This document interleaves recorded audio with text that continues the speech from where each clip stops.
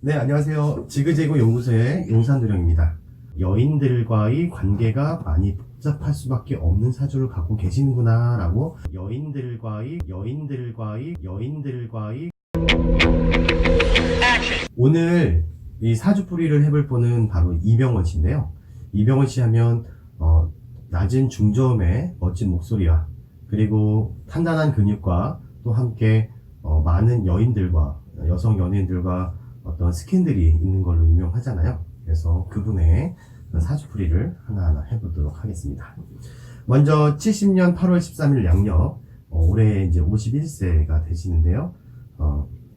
이분은 사주가 기본적으로 신월에 태어난 을목일주입니다. 예, 이병헌 씨 사주를 처음 받아봤을 때 제가 느꼈던 것은 뭐냐면 바로 아버지에 대한 근심 걱정이 참 많겠구나 라고 하는 것을 느꼈고요. 또 하나, 이분 같은 경우는 제복과 처복이 있으세요. 그래서 큰 돈과 인연이 될 뿐만 아니라 그리고 여인들과의 관계가 많이 복잡할 수밖에 없는 사주를 갖고 계시는구나 라고 제가 느꼈습니다. 제가 왜 그렇게 느꼈는지는 이제 하나하나 이제 사주를 풀면서 말씀을 드리도록 하겠습니다. 먼저 이분은 신월에 태어난 을축일주예요. 이 을축일주가 토태로 보게 되면 이게 쇠지에 들어가고요. 그 다음에 이것이 또 일지 반환이면서 또 화계에 들어가거든요. 자, 반환이라는 것은 말 안장에 있다는 뜻으로 굉장히 높은 에너지를 가지고 있는 기운을 뜻해요. 그래서 안정된 환경을 뜻하지만 이 화계라고 하는 것은 뭐냐면 순수 자력으로 재물을 모으는 것을 뜻합니다. 그리고 을축일주는 기본적으로 재물을 모으는 데 있어서 굉장히 특별한 능력을 가지고 있다 이렇게 보시면 됩니다. 그래서 종래에는 큰 부자가 된다 라고 보시면 되는데 이 반환과 화계를 같이 쓴다 하면 순수하게 본인의 노력으로 재물을 모으는데 자 그것이 약간의 구두쇠적인 성향을 가지고 있다라고 보시면 됩니다. 그리고 이병헌 씨는 을목일주라서 이 을목일주는 이제 토끼라고도 보지만 이 을목일주의 또 특징이 뭐냐면 시간 약속을 좀 잘 지키는 편입니다. 을목일주들이 되게. 그리고 교토삼굴이라고 해서 영리한 토끼는 세 개의 굴을 판다 이런 사자성어가 있는데 어떤 의사결정을 함에 있어서 한 가지만 가지고 의사결정을 하지 않아요. 이분 같은 경우에 A안, B안, C안 해서 세 개 정도의 어떤 대안을 놓고서 고민을 참 많이 할 겁니다. 그리고 이 사주에 기본적으로 이 금기라고 하는 오행 중에 금의 성분을 많이 갖고 계시기 때문에 굉장히 외모적으로 풍기는 것도 굉장히 강한 이미지, 굳건한 이미지, 이런 매우 강한 기운을 갖고 계시고, 그런 말미암아, 그런 것이 어떤 인상에도 좀 나타나시죠. 굉장히 강한 그런 기운을 갖고 계시고. 자, 그런데 이분 같은 경우에는 사주적인 특징이 뭐가 있냐면, 망신살을 갖고 계시고요. 그 다음에 귀문관을 갖고 계시고요. 그 다음에 형살을 갖고 계세요. 자, 하나하나 한번 알아볼게요. 망신살인 게 뭘까요? 망신당한다고 우리가 많이들 얘기하잖아요. 그 망신살이 맞습니다. 그리고 사주의 기운관을 가지고 있다라는 건 뭘까요? 기운관은 말 그대로 귀신이 넘나드는 통로라는 뜻인데요. 이 기운관은 크게 긍정적인 의미와 부정적인 의미로 나눌 수가 있어요. 자, 긍정적인 의미는 뭐냐면 이병헌 씨 하면 연기의 스펙트럼이 굉장히 넓죠.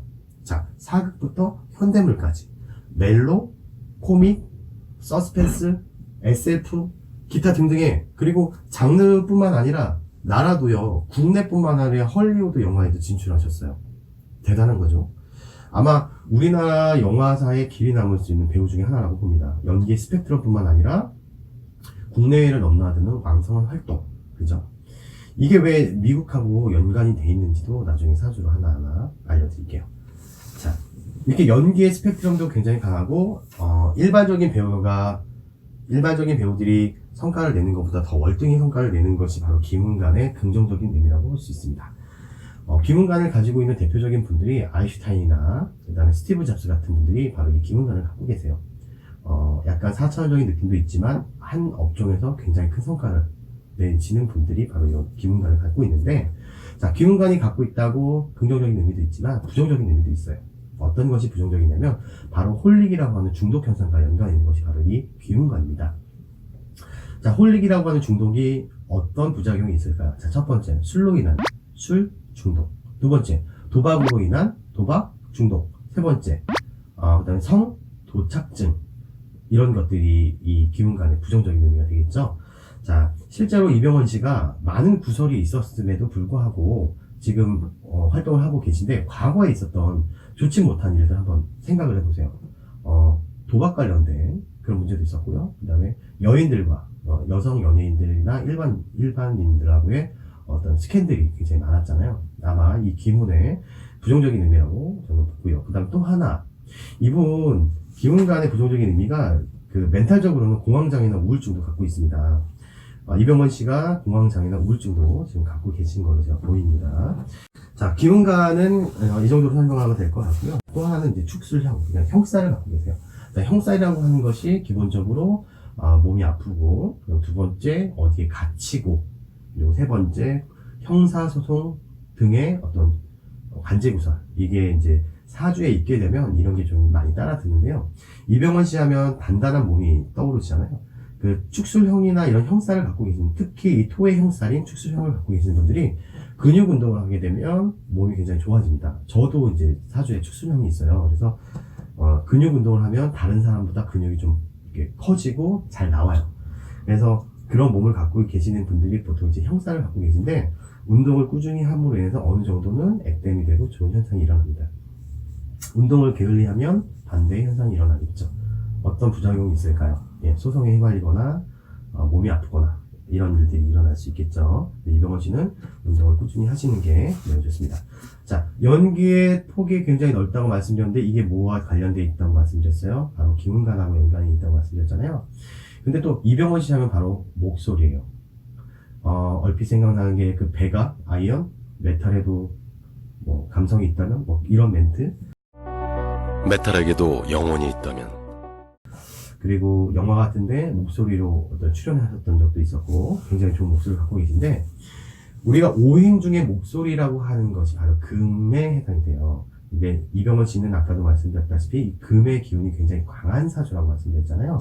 이 금이 공망을 맞게 되면 마치 그 공명함이라는 게 뭐예요? 공기가 막 진동하는 걸 공명이라고 하잖아요. 마찬가지로 이 금이 공망을 맞게 되면 그 오행 중에 금이라고 하는 것이 공망을 맞게 되면 좋은 목소리를 갖게 됩니다. 그래서 이병헌 씨가 타고난 목소리를 가진 것도 그 역시도 이 사주의 어떤 그 공망이라는 기운 때문에 그렇다는 것을 알 수가 있습니다. 그리고 이제 28부터 지금까지 오는 대운 자체가 이분한테는 정인, 인성 이런 운이 와요. 그러니까 정편인에 합쳐서 이제 인성이라고 하는데, 인성이 운이 오면 어떻게 되냐면요, 문서를 잡거나 합격을 하거나 수상을 하거나 하는 것인데, 이병헌 씨 정말 깜짝 놀랐던 게 뭐냐면요, 과거의 수상 내용이 어마어마하더라고요. 정말 많은 상을 많이 받으셨더라고요. 그래서 지금까지 진행한 운뿐만 아니라 지금 진행되는 운 또한 뭐다? 상을 많이 받을 수 있는 유리한 시기다라고 보시면 되고요. 그 다음에 올해 경자년인 2020년에도 상복이 있으세요. 상을 받을 수 있는 운이 있다라고 보시면 되고, 올해 이분이 뭐 어떤 형살이 작용하거나 이런 게 크게 보이진 않아요. 그래서 어떤 구설이 있다고 하더라도 잠시 잠깐 머무르고 떠나는 정도라고 보시고, 그 다음에 또 하나, 이건 어쩔 수가 없어요. 그러니까 사주에 기운간이 동하거나, 그리고 사주 자체에 여자가 많다고 말씀드렸잖아요. 이거는 본인의 성향이기 때문에 쉽게 잘 바뀌진 않습니다. 자, 그렇게 보시면 되고요. 그 다음에 자, 신민년이 91년도 1991년도 KBS 공채 14기로 데뷔를 하셨어요. 그리고 2013년 계사년에 이민정 씨와 결혼을 하셨죠. 남자 명에 결혼을 하는 조건이 세 가지가 있었다고 제가 말씀드렸잖아요. 인성과 재성과 관성이 동하는 그 해에 결혼을 하셨습니다. 그리고 이 형살이 동하는 게 언제 그러냐면 이제 미년이거든요. 그러니까 2015년에 정말 많은 일들이 일어났어요. 이병헌 씨한테 그때 뭐 소송도 진행됐었고, 세간에 정말 많은 이슈를 던져줄 만큼 쇼킹한 사건들이 많았는데, 그때가 언제냐면 2015년이에요. 그게 이제 축술 및 삼형살이라고 하는 형살이 동하기 때문에 어떤 소송, 관제구설 이런 게 따르는 한 해라고 보면 될 것 같습니다. 자, 그리고 연기 스펙트럼이 미국과 왜 연관이 있냐면요. 이분이 이 사축 반국을 짜고 있는데 천간의 신금이 천간의 유인력으로 지지로 내려오면 유금이 되거든요. 이 유금과 인연이 되는 나라가 바로 미국이에요. 그래서 이 유금이 동하는 그 해에 미국에서 촬영을 하는 그런 일들이 있어서 미국 헐리우드에도 진출할 수 있었던 그런 배우가 된 것이죠.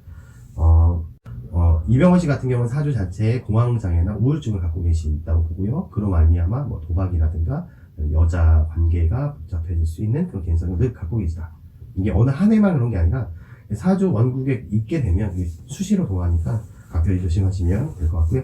올해 전반적으로 나쁘진 않습니다. 이병헌 씨. 구설이 있다고 하더라도 그게 뭐 하루 이틀 된 문제가 아니고요. 원래 사주 자체에 여자가 많으세요. 이 정도로 오늘 마무리하도록 하겠습니다. 저는 지그재그 연구소의 용산도령이었습니다. 감사합니다.